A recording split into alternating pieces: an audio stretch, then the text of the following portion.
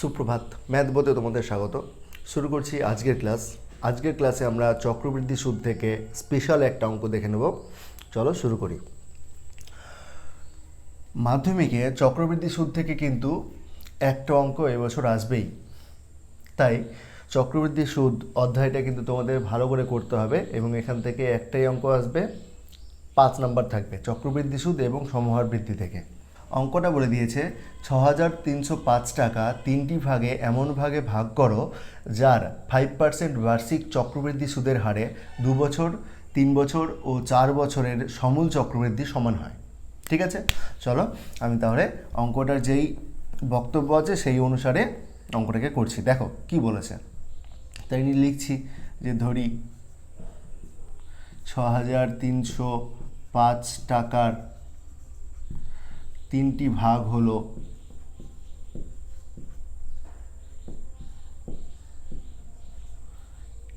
X, Y, Z টাকা।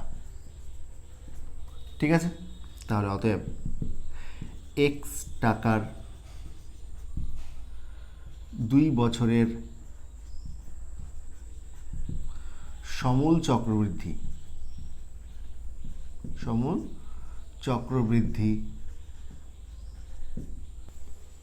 সমান P অর্থাৎ এক্স ইন্টু 1 প্লাস আর মানে 5/100 whole to the power n অর্থাৎ 2। ঠিক আছে, এত টাকা। তাহলে একই রকমভাবে ওয়াই টাকার 3 বছরের সমূল চক্রবৃদ্ধি Y into 1 plus 5/100 whole to the power 3 টাকা। জেড টাকার 4 বছরের সমূল চক্রবৃদ্ধি সমান Z into 1 plus 5/100 whole to the power 4 টাকা। ঠিক আছে, প্রশ্নে বলে দিয়েছে এই তিনটে রাশি পরস্পর কী হবে, সমান হবে। তাহলে অতএব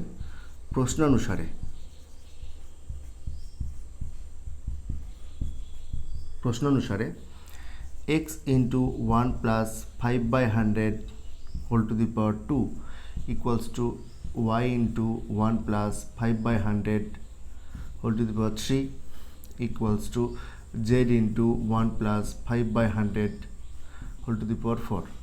এটাকে সিম্পলিফাই করলে হবে কি, দেখো এখানে দেখছি এটার পাওয়ার 2, এটার পাওয়ার 3, এটার পাওয়ার 4, তাহলে 2টা ক্যান্সেল হয়ে যাবে। তাহলে X equals to Y into 1 plus 5/100 whole to the power 1 হবে, এটা 2 দিয়ে তো কেটে গেল। তাহলে এখানে হবে এটা 1, এটা হবে Z into 1 plus 5/100 whole to the power 2। বোঝা গেল? আমরা কি করলাম, সবগুলোকে 1 plus 5/100 whole to the power 2 দিয়ে ভাগ করলাম। এটাকে সিম্পলিফাই করলে কীরকম দাঁড়াবে দেখো। তাহলে এটা দাঁড়াচ্ছে এক্স, এটা দাঁড়াবে কত, দেখো 5 দিয়ে যদি আমি কাটাকুটি করি তাহলে 5 একে 5, 5 20-তে 100, তাহলে কত হলো দেখো, 20 একে 20 মানে 1 পূর্ণ 1-এর 20 অর্থাৎ 21-এর 20। তাহলে ওয়াই ইন্টু 21-এর 20 সমান জেড ইন্টু একই রকমভাবে এটাও হবে। তাহলে এটা হচ্ছে 21-এর 20 গুণ 21-এর 20, কারণ হচ্ছে এটা হোল স্কোয়ার আছে। বোঝা গেল? এবার আমাকে এখান থেকে এক্স ওয়াই জেডের একটা সম্পর্ক বের করতে হবে। কীরকমভাবে বের করব দেখো, আমার এই যে 21-এর স্কোয়ারটা উপরে আছে না, 21টা উপরে আছে না, তো আমি এটাকে নিচে দিকে আনতে চাইছি। তাহলে কীরকম লিখবো, তাহলে এক্স বাই গোটাটাকে 21-এর স্কোয়ার দিয়ে ভাগ করছি, তাহলে 21 গুণ 21 সমান কত, ওয়াই বাই, তাহলে ওয়াই ইন্টু 21 তো আছেই, তাহলে 21 ইন্টু 21 ইন্টু 20 তো আছেই। ঠিক আছে, equals to Z into 21 into 21 তো আছেই, এটাকে আমি 20 গুণ 20 তো আছেই। ঠিক আছে, এটাকে আমি ভাগ করলাম কত দিয়ে, 21 গুণ 21 দিয়ে ভাগ করলাম। ঠিক আছে, তাহলে দেখো একটা 21 কেটে যাবে, এখানকার দুটো 21 কেটে যাবে। তাহলে আলটিমেটলি দাঁড়াবে এক্স বাই 21 স্কোয়ার অর্থাৎ কত, 21-এর স্কোয়ার হচ্ছে 441 ইকুয়ালস টু ওয়াই বাই, এটা কত হবে দেখো, 21 2 42, তার একটা শূন্য 420 ইকুয়ালস টু জেড বাই 20 কত 400। বুঝে গেছে? তাহলে এটা হচ্ছে এক্স এবং ওয়াই আর জেড এর মধ্যে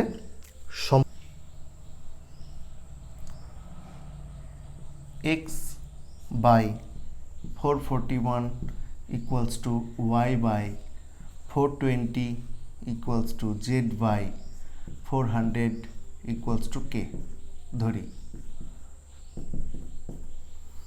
ঠিক আছে? অতএব x ইকুয়ালস টু 441 কে, y ইকুয়ালস টু 420 কে, z ইকুয়ালস টু 400 কে। কী করে পেলাম? আমরা পেলাম এরা সমানুপাত থেকে, এটা সমান এটা করলাম, তাহলে কত হবে? x ইকুয়ালস টু 441 কে। একই রকমভাবে y বাই 420 ইকুয়ালস টু কে, তাহলে y ইকুয়ালস টু কত 420 ইন্টু কে। একই রকমভাবে জেডের মানটা পেলাম। কেন এই জেডের মানগুলো বের করলাম কে দিয়ে? কারণ হচ্ছে আমরা এক্স ওয়াই জেডটাকে কী ধরেছিলাম?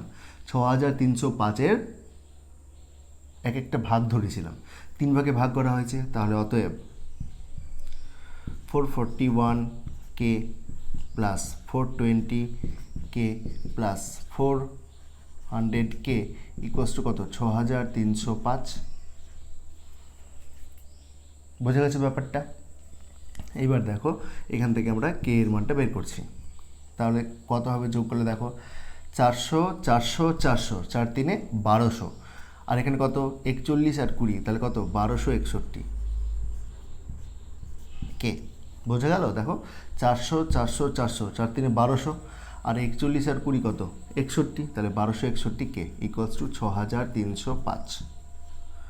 ইমপ্লাই কে সমান হচ্ছে 6305 বাই হচ্ছে 1261।